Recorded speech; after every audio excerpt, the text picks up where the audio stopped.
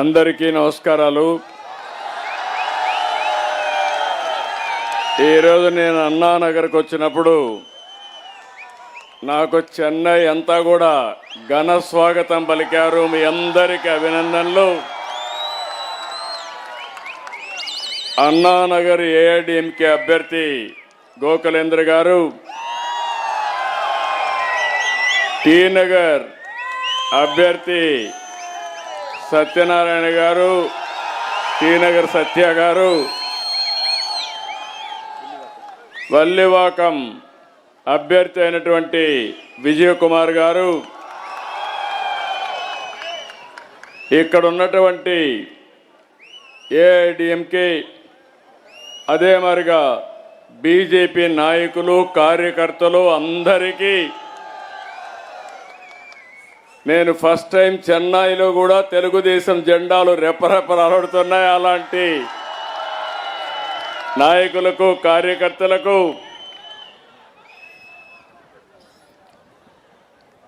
அனைவருக்கும் வணக்கம். என் அன்பான தமிழ்நாடு மக்களே, உங்களுடன் என் பெருங்கநாந்தில் இங்கே இருப்பது ரொம்பவே சந்தோஷம். மாற்றத்தை கொண்டு வர வேண்டும் என்ற ஆர்வம் உங்களும் தெரிகிறது. கவலை படாதீங்க, இன்னும் 15 డేస్ మట్టుందాన్. ఈరోజు ఇక్కడికి వచ్చినప్పుడు మీ అభిమానం చూస్తే ఎప్పుడు కూడా తెలుగు తమిళ్ ఇద్దరు కూడా అన్నాదమ్ముల మారిగా పాలు నీళ్లు మారి కలిసిపోతూ ఉంటాం. తమిళనాడు అంటేనే ద్రవిడ సంస్కృతి, పల్లవ, చేర, చోళ, పాండ్య వంటి రాజవంశాలన్నీ ఇక్కడ పాలించారు. ఒక గొప్ప సంస్కృతి ఉండే నగరం ఈ చెన్నై నగరం అని చెప్పి కూడా నేను మీకు తెలియజేస్తున్నా. అన్ని భాషల్లో కల్లా తెలుగు అంటే, తమిళం అంటే మీకు చాలా అభిమానం. ఎంత అభిమానం అంటే ప్రపంచంలో ఏ భాషకు లేని ఆదరణ తమిళ్ భాషకు ఉంది. అది మీ అందరి అభిమానం. ఇంకొక పక్క మిమ్మల్ని చూస్తే బ్రిటిష్ వారి పీరియడ్లో మొత్తం కూడా సౌత్ ఇండియా అంతా ఇక్కడే ఉండేవాళ్ళం. అది చూసిన తర్వాత ఎన్టీ రామారావు గారు ఇండిపెండెన్స్ రాకమునిపే ఇక్కడికి వచ్చి ఈ గడ్డ పైన రాణించి ఒక మహానాయకుడైన విషయం మీరందరూ గుర్తుపెట్టుకోవాలి. ఆ తర్వాత ఆంధ్రప్రదేశ్ రాష్ట్రానికి ఒక రాజకీయ నాయకుడిగా, ఒక మహోనాయకుడిగా అయ్యాడు. ఆయన ఇక్కడ నీళ్లు తాగాడు, మీ రుణం తీర్చుకున్నాడు. ఆ రోజు ఎంజీఆర్ అదే మరి ఎన్టీఆర్ ఇద్దరు కలిసి చెన్నై నగరానికి దాహం తీర్చాలని తెలుగు గంగ తీసుకొచ్చిన ఘనత ఎంజీఆర్ ఎన్టీఆర్కే దక్కింది. అదే సమయంలో నేను కూడా ఇక్కడే పెళ్లి చేసుకున్నా. నా పెళ్లి కూడా ఇక్కడే జరిగింది. నాకు మళ్ళా ఈరోజు నా పుట్టిన రోజు కూడా ఇక్కడికి వచ్చి మిమ్మల్ని అందరినీ అడుగుతున్నాను ఓటేయమని. దీనికి ఒక ప్రాముఖ్యత ఉంది. మీరందరూ గుర్తుపెట్టుకోవాల్సింది, అన్ని నాగరికతలో కూడా ఎంతో ముందుండే తమిళనాడులో చాలామంది పెద్దవాళ్ళందరూ కూడా మీరు చూస్తే ఈ గడ్డపైనే పుట్టారు. కన్నగి, తిరువళ్ళార్, కంబన్, సుబ్రహ్మణ్య భారతి, సివి రామన్, సర్వేపల్లి రాధాకృష్ణన్, శ్రీనివాస్ రామానుజన్, కడాను స్వామినాథన్, అబ్దుల్ కలాం ఈ దేశానికే ఒక అధ్యక్షుడయ్యాడు. అబ్దుల్ కలాంని ఎంపిక చేయడంలో నా పాత్ర కూడా ఉంది.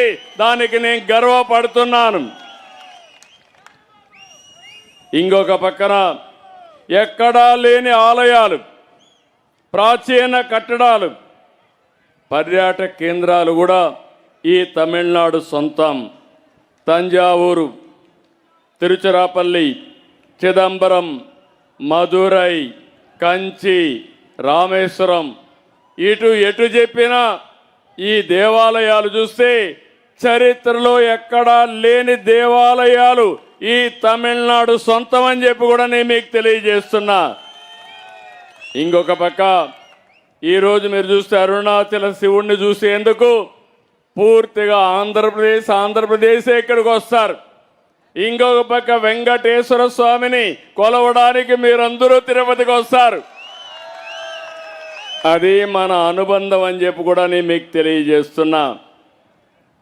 మనమందరం కూడా భాషలు వేరైనా తమిళ్, తెలుగు, కన్నడ, మలయాళం మనమందరం ద్రవిడులమే.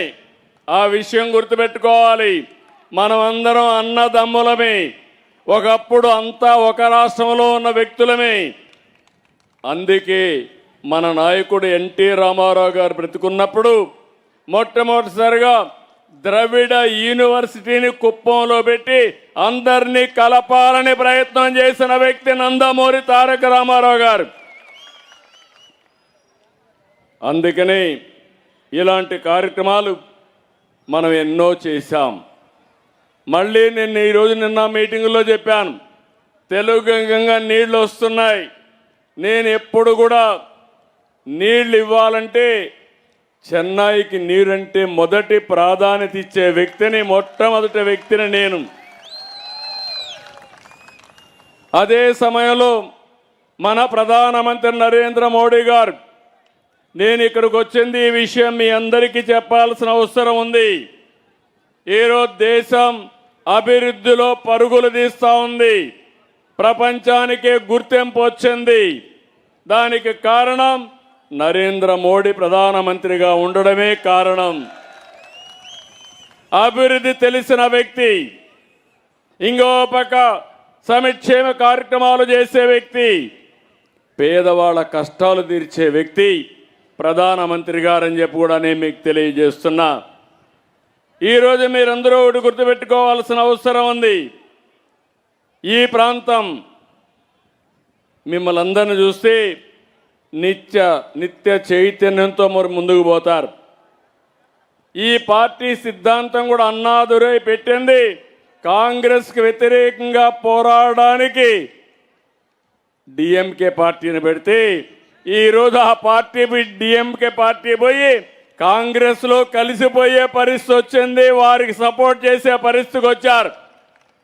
ఇంకొక విషయం కూడా గుర్తుపెట్టుకోవాల్సిన అవసరం ఉంది. మీరు నిన్న ఒక సంఘటన జరిగింది పార్లమెంట్లో. తమిళనాడులో చర్చ జరగాలి, దక్షిణ భారతదేశంలో చర్చ జరగాలి.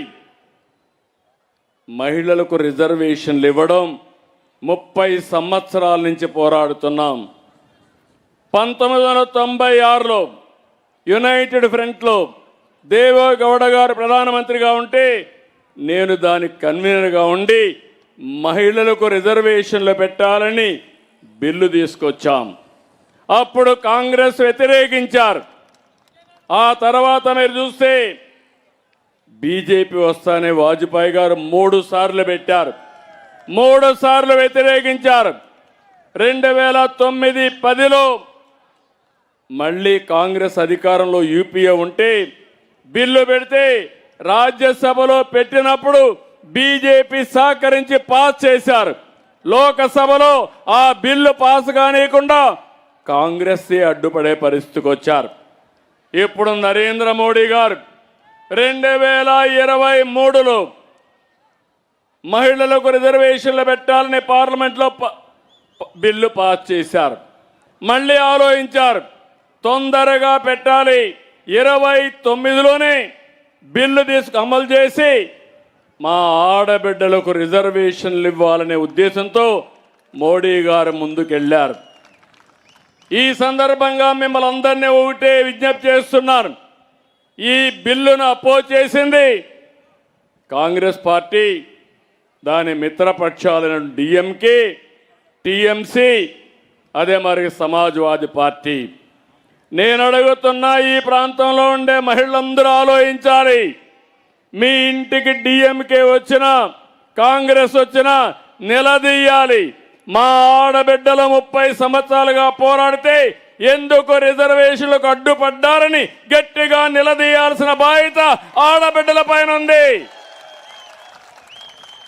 వాళ్ళు చెప్పిన నెపం మీరు చూస్తే డీలిమిటేషన్ వల్ల సీట్లు తగ్గిపోతాయని ప్రధానమంత్రి గారు చెప్పారు. 39 సీట్లు తమిళనాడులో ఉన్నాయి, 20 సీట్లు అదనంగా యాడ్ అవుతాయి, అంటే 50%. ఆంధ్రాలో 25 ఉన్నాయి, దగ్గర 13 సీట్లు యాడ్ అవుతాయి. యూపీలో 80 ఉన్నాయి, 40 యాడ్ అవుతాయి. ఏ రాష్ట్రం కూడా జనాభా దామాషా ప్రకారం ఇప్పుండే సీట్ల ప్రకారం యాడ్ అవుతాయి తప్ప జనాభా ప్రకారం కాదని చాలా స్పష్టంగా చెప్పారు. ఆ విధంగా చెప్తే దక్షిణ భారతదేశానికి అన్యాయం జరిగిపోతా ఉందని అడ్డుపడి మళ్ళీ సెన్సస్ అయిన తర్వాత కొత్త జనాభా ప్రకారం రిజర్వేషన్లు పెట్టమంటున్నారు. మీరందరూ గుర్తుపెట్టుకోవాలి, 2001లో ఆనాటి ప్రధానమంత్రి వాజ్పేయి గారితో గట్టిగా చెప్పి దక్షిణ భారతదేశంలో జనాభా తగ్గుతుంది, మీరు జనాభా దామాషా ప్రకారం సీట్లు ఇస్తే మేము నష్టపోతామని 1971 ప్రకారం ఆ రోజు రిజర్వేషన్లు పెట్టించిన పార్టీ తెలుగుదేశం పార్టీ. ఆ రోజు ఉండే పార్టీలు బీజేపీ పార్టీ అని చెప్పి నేను మీకు తెలియజేస్తున్నా. అలాంటిది ఈరోజు వీళ్ళు కావాలని అడ్డుపడి మా ఆడబిడ్డలకు వచ్చే సీట్లు రానియకుండా దక్షిణ భారతదేశానికి అన్యాయం జరిగిందని తప్పుడు ప్రచారం చేస్తున్నారు. నేను ఒకటే అడుగుతున్నా, ఎక్కడ అన్యాయం జరిగింది చెప్పండి. రెండోది, మీరు చేసిన పని వల్ల జనాభా ప్రకారం రేపు రిజర్వేషన్లు పెడితే మనకు ఉండే సీట్లన్నీ పోతాయి, తీవ్రమైన నష్టం జరుగుతుంది. 2 విధాల నష్టం. ఆడబిడ్డలకు సీట్లు రాకుండా చేశారు. ఇది ఎప్పుడు జరుగుతుందో నాకు తెలియదు, ఎందుకంటే 3 దశాబ్దాలుగా పోరాడాం, ఇంకా మళ్ళీ ఆరంభానికి వచ్చాం. ఇంకా 10 ఏళ్ళు పడుతుందా 20 ఏళ్ళు పడుతుందా చెప్పలేం. ఇంకో పక్కన ఒకవేళ కానీ కొత్త జనాభా ప్రకారం సీట్లు ఇవ్వాలంటే దక్షిణ భారతదేశం సగం సీట్లు కోల్పోతారు. ఇలాంటి చేసినటువంటి ఇక్కడ డిఎంకే పార్టీ కేంద్రాన్ని ఓడించాం, తమిళనాడు గెలిచిందని గొప్పలో మాట్లాడుకుంటున్నారంటే మీరు నిర్ణయించాల్సిన అవసరం మీ మీద ఉంది. నరేంద్ర మోడీ గారు రిఫార్మర్, ఈ దేశం బాగు కోసం ఆలోచిస్తున్నారు. ఇక్కడుండే నాయకులు రాజకీయ అజెండా తప్పుడు ప్రచారం చేసి రాజకీయ లబ్ధి పొందాలనుకుంటున్నారు. అవునా కాదా అని మిమ్మల్ని అడుగుతున్నా. ఈరోజు చెన్నై నగరం ఉంది, తమిళనాడు ఉంది. ఏం తమ్ముళ్ళు, ఏమైనా ఒక విజన్ ఉందా వీళ్ళకు? ఏమైనా పనులు అవుతున్నాయి ఇక్కడ? చెన్నై నగరం రోజు రోజుకి పెరుగుతా ఉందా తరుగుతా ఉందా అని మిమ్మల్ని అడుగుతున్నా. ఒకప్పుడు మొత్తం దక్షిణ భారతదేశం ఇక్కడ ఉండేది. ఈరోజు హైదరాబాద్ చూడండి, బ్రహ్మాండమైన ఎయిర్పోర్ట్ వచ్చింది. చెన్నై ఎయిర్పోర్టు పెరిగిందా? బెంగళూరు ఎయిర్పోర్ట్ని చూశారు, పెరిగిందా లేదా? ఇక్కడ ఏమైనా అభివృద్ధి అయ్యిందా అని మిమ్మల్ని అడుగుతున్నా. అదే మీరు బేరీ చేసుకోవాల్సిన అవసరం ఉంది. మౌలిక వసతులు లేవు, లా అండ్ ఆర్డర్ సమస్య ఉందా లేదా? 59% ఆడబిడ్డల పైన నేరాలు పెరిగే పరిస్థితి వచ్చింది. ఇంకో పక్క పాస్కో కేసులు వచ్చే పరిస్థితికి వచ్చింది. ఇంకో పక్క ఎస్సీల పైన ఎస్టీల పైన అట్రాసిటీస్ పెరిగే పరిస్థితి వచ్చాయి. ఒకప్పుడు చెన్నై అంటే ఒక ఈరోజు ఇంకొక పక్కన మీరు ఒకసారి చూస్తే, నేను ఎప్పుడూ చెప్తున్నాను, నరేంద్ర మోడీ గారు ప్రోగ్రెసివ్ లీడర్, దేశ అభివృద్ధి ధ్యేయంగా పనిచేస్తున్నారు. ప్రపంచంలో ఒక శక్తివంతమైన దేశంగా తయారు చేయాలని వికసిత్ భారత్ 2047 పెట్టుకుని ముందుకు పోయే పరిస్థితికి వచ్చారు. ఈరోజు తమిళనాడు అభివృద్ధి కావాలంటే ఇక్కడ ఎన్డీఏ రావాలి. 1924లో ఆంధ్రప్రదేశ్లో కూడా వైఎస్ఆర్ కాంగ్రెస్ పార్టీ వచ్చి విధ్వంసం చేసి నేను, జనసేన అధినేత పవన్ కళ్యాణ్, నరేంద్ర మోడీ గారి ఆధ్వర్యంలో బీజేపీ ముగ్గురు కలిసి ఎన్డీఏ పెట్టాం. డబల్ ఇంజన్ సర్కార్, బుల్లెట్ స్పీడ్తో ముందుకు దూసకపోతున్నాం. దేశంలో వచ్చిన పెట్టుబడులు 25.3% ఆంధ్రప్రదేశ్కే వచ్చాయి. పోలవరం పూర్తవుతుంది. పోలవరం పూర్తయి దేవుడు సహకరిస్తే నదులు అనుసంధానం చేసి నాకు ఒక కల ఉంది, కోరిక ఉంది, గంగా కావేరి అనుసంధానం కావాలని. అది కావాలంటే నరేంద్ర మోడీ గారి వల్లనే సాధ్యం, ఎన్డీఏ వల్లనే సాధ్యం. అది వచ్చే లోపల పోలవరం పూర్తయితే గోదావరి, కృష్ణ, పూండి వరకు నీళ్లు తీసుకొచ్చి కావేరికి కూడా నీళ్లు ఇచ్చే అవకాశం వస్తుంది. దేవుడు సహకరిస్తే ఇది కూడా జరుగుతుంది. నీళ్ల కోసం యుద్ధాలు జరిగాయి. ఈరోజు ఎన్డీఏలో నీటి సమస్య శాశ్వతంగా పరిష్కారం చేసుకునే రోజులు తొందరలోనే వచ్చాయని చెప్పి కూడా నేను మీకు తెలియజేస్తున్నా. అందుకే మిమ్మల్ని అందరినీ కోరుతున్నా, మీకు అభివృద్ధి కావాలన్నా లేదా అని అడుగుతున్నా, ఉద్యోగాలు కావాలన్నా లేదా అని మిమ్మల్ని అడుగుతున్నా. ఉద్యోగాలు కావాలంటే, అభివృద్ధి కావాలంటే ఎన్డీఏ రావాలి, అవునా కాదా? ఇక్కడ చూస్తే చాలా సమస్యలు, ఎక్కడ చూసినా అవినీతి, అరాచకాలు, అభివృద్ధి జరగకుండా నిలిచిపోయే పరిస్థితి వచ్చింది. ఇంకో పక్కన హిందూ ధర్మాన్ని ఎగతాళి చేసే పరిస్థితికి వస్తున్నారు. భారతీయ యొక్క సంస్కృతి సాంప్రదాయాల్ని గౌరవించవలసిన వారే దాన్ని వ్యతిరేకించే పరిస్థితిలో, విద్వేషాలు సృష్టించే పరిస్థితిలో వస్తున్నారు. కరప్షన్ తమిళలో పెరిగిపోయిందా లేదా? కరప్షన్ ఇల్లాడ గ్రామం ఇల్లై నాశం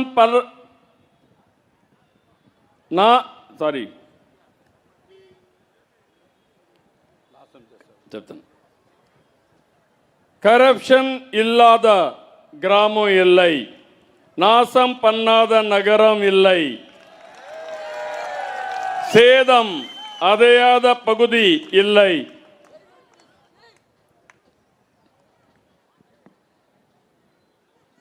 டிஎம்கே தோற்க வேண்டும், தமிழ்நாடு ஜெயிக்க வேண்டும்.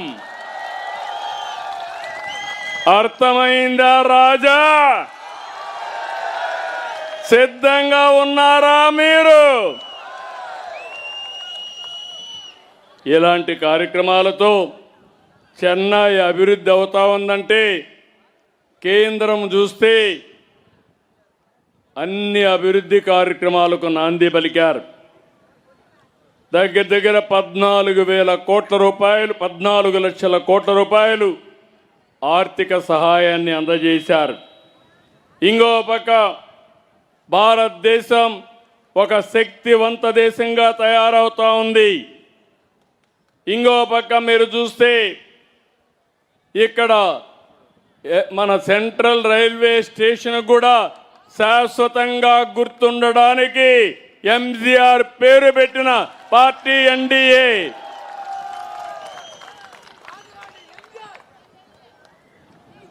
మా తమ్ముడు చెప్పినట్టు చరిత్ర ఉన్నంత వరకు ఎంజీఆర్ని గుర్తుపెట్టుకుంటారు, ఎన్టీఆర్ని గుర్తుపెట్టుకుంటారు. అలాంటి మహానాయకులు. ఈరోజు నేను ఒకటే మిమ్మల్ని అందరినీ కోరుతున్నా, మున్నేట్రం వేండుమా, వేలై వాయిషుగల్ వేండుమా, அப்படியானால் மத்தியில் மோடிஜி,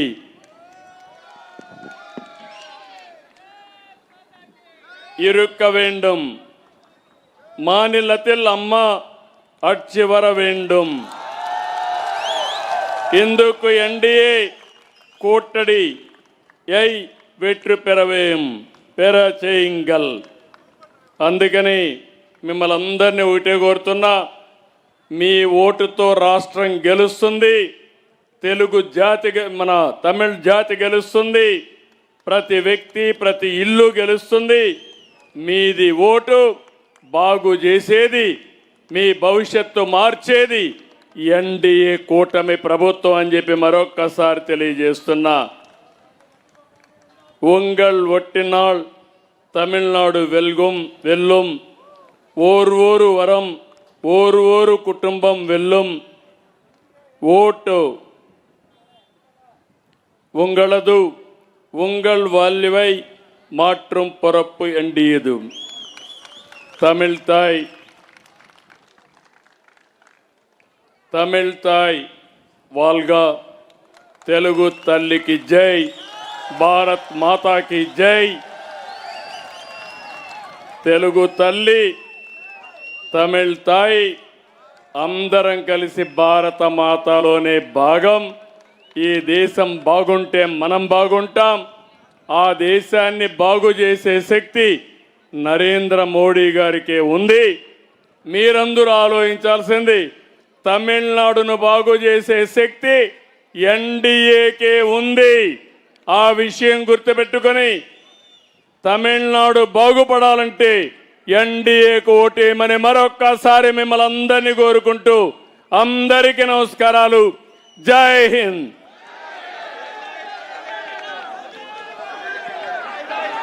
థ్యాంక్ యూ. నాకు హ్యాపీ బర్త్డే చూశాను, దారంతా కూడా హ్యాపీ బర్త్డే చెప్తూ వస్తున్నారు. ఈరోజు మీ మధ్యలో గడపడం నా పూర్వజన్మ సుకృతంగా భావిస్తున్నా. నేను వచ్చింది అర్థమైందా మీకు అని అడుగుతున్నా. ముగ్గురు అభ్యర్థుల్ని గెలిపించాలి. మీరు గెలిపించిన తర్వాత మళ్ళీ నేను వస్తా, ప్రమాణ స్వీకారానికి కూడా అటెండ్ అవుతాం. యా ఈపీఎస్ సీఎం,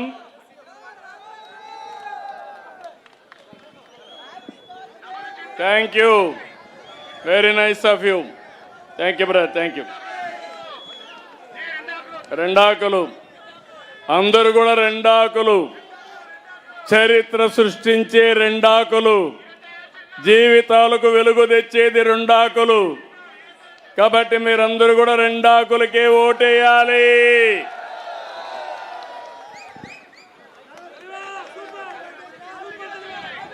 ఈ వీడియో నచ్చితే లైక్ చేయండి. అలాగే మా ఛానల్ ని ఫస్ట్ టైం కనుక చూస్తున్నట్టయితే ఇప్పుడే సబ్స్క్రైబ్ చేసుకుని పక్కనే ఉన్న గంట సింబల్ ని యాక్టివేట్ చేసుకోండి. అప్పుడే మేము పెట్టే ప్రతి వీడియో మీకు నోటిఫికేషన్ గా వస్తుంది. అలాగే ఈ వీడియో పూర్తిగా చూసినందుకు ధన్యవాదాలు.